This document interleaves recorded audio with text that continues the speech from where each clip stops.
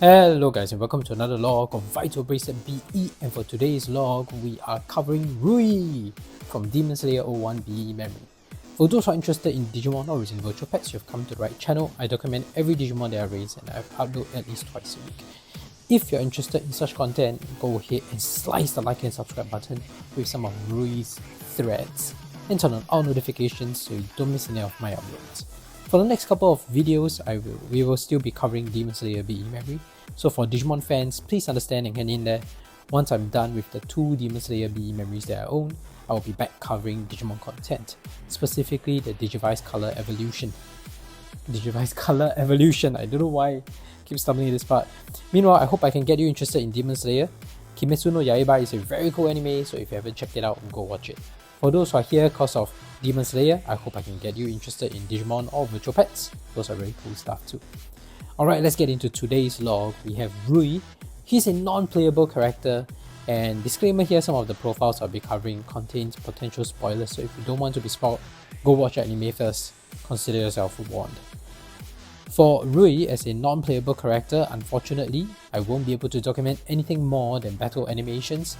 So unlike the playable characters, which I document training, walking, sleeping animations, for RUI it would just be battle animations, just like the other NPC demons. Right, so let's look at RUI's profile on the Wikipedia and fandom page.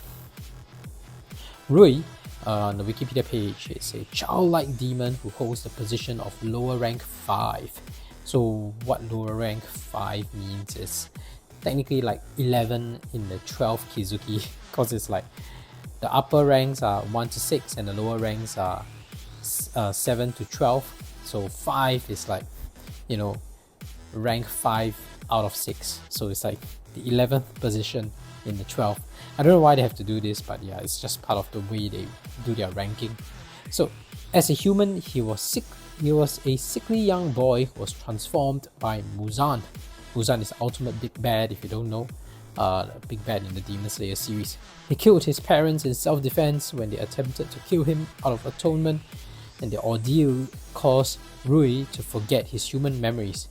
Being a favored member of the 12 Kizuki, he gains Muzan's permission to transform other humans and demons with his blood into a replacement family, who he abuses due to his warped view of familial bonds. This causes him to be envious of the Kamado siblings' bond, as he loses his calm demeanor and attacks erratically until Gyu kills him. So we talked about this. Yeah, so Gyu in our earlier log is the one that actually dispatches RUI. In his final moments, he remembers his parents and reunites with them in hell. So I think the fandom page gives us a little bit more insight into his abilities. So let's look at the Kimetsu no Yaiba fandom page. As a lower rank 5 of the 12 Kizuki, so the 12 Kizuki are the 12 moons. It's just another name for the top 12 demons in Muzan's command. So Muzan has created so many demons, but among all the demons, there are 12 highest ranking demons that Muzan commands.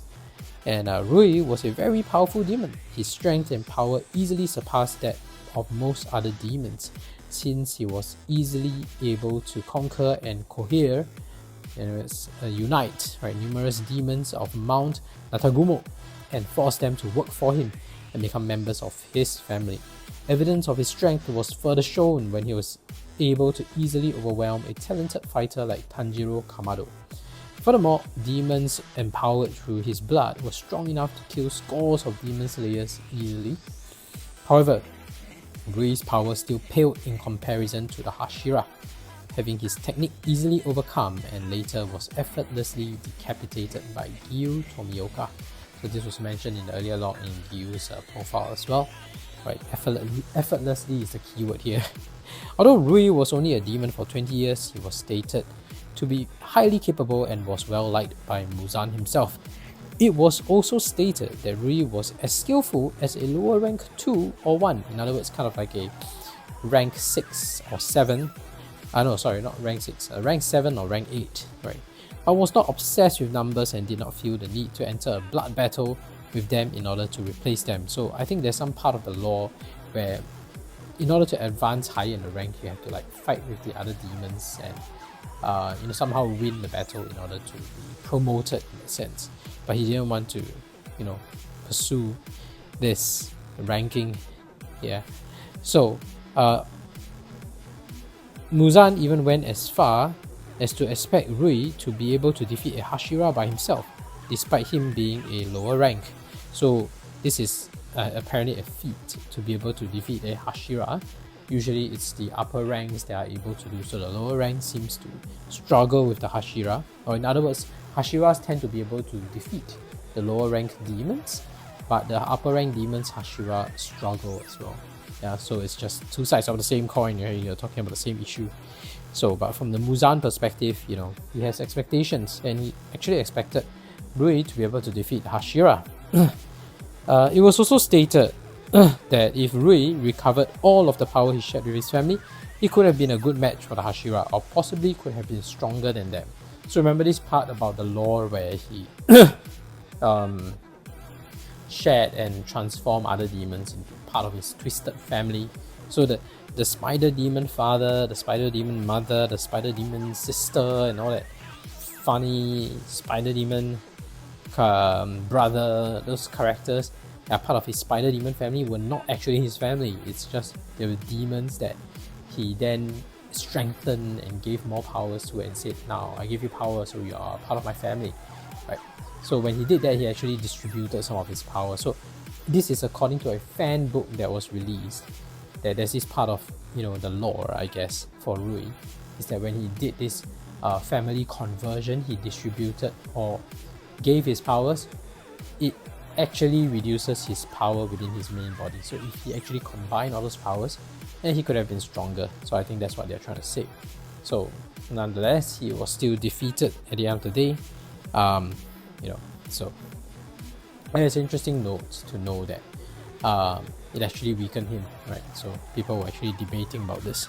So interesting profile. They actually didn't cover much about the way his combat abilities, but aside from the ability to be able to split his powers and make other demons stronger and part of his family, he actually uses a lot of these threats that he keeps throwing out at spider threats that he keeps throwing out at Tanjiro. So if you watch anime, you'll see him constantly just slashing around with these threats that he keeps tossing about, and the threats can actually cut, or cause immense damage on things, non-animate objects, or definitely on the demon slayers. It's like slashing things around. Imagine threats that are cutting like wires, really, really strong threats. So that's his signature move, and he can create a web of all these threats as well. So imagine how hard it is to dodge some of these threats unless you're able to cut through them. So that was the key, and Gil was able to effortlessly cut through those threats. Yeah, Tanjiro initially wasn't able to. In fact, he broke his katana when he was trying to cut some of the threads, and that was like a sign of how big their power difference is. But eventually Tanjiro actually figured a way to cut through those threads, also with the assistance of his sister's blood demon art. So this is the first time we see Nezuko unleash her blood demon art as well. It's actually in this arc and in this battle against Rui. And it was quite cool to see them being able to cut through the threads, but unfortunately it was still not strong enough to defeat the demon, right? Rui was a skilled combatant himself, able to dodge most of the attacks. Or in his attempt to decapitate Rui, he actually skillfully detached his own head before Tanjiro could decapitate him. So when a demon detaches his own head but still stays attached to the rest of the body, technically that doesn't count as a decapitation, and hence it doesn't count as a kill. So it's just not about removing the head from the body, it needs to be with the blade, the Nichirin blade, that actually slicing off, then that decapitation counts. So that's a way for the show as well as the lore of this franchise to clarify that the decapitation is not so straightforward. Yeah, self-mutilation is not considered as decapitation. I think that's the whole point. So he survived through self-mutilation. Tricked Tanjiro into thinking that he managed to defeat him. So that was an interesting part on that series. If you want to watch, you should just watch it. It's a good, very interesting fight where Tanjiro, had a lot of growth, but unfortunately was still not able to defeat RUI here. So that's it for RUI's profile, and we have been looking at his battle animations already for some time. And since it's an NPC, that's all there is to this log. If you haven't already, please go ahead and slash the like and subscribe button with some of RUI's spider threads, or turn the like and subscribe button into part of the spider family, and turn on all notifications so you don't miss any of my uploads. I document every Digimon that I raise, and I have playlists for Vital Bracelet, Vital Bracelet BE, Digimon Color, Digimon Pendulum Color. So if you're interested, please feel free to check them out. Otherwise, thank you for watching. Alright, as you can see, after defeating stage 12, you actually unlock a new character, Shinobu Kocho. So yeah, that will be our final log for this series.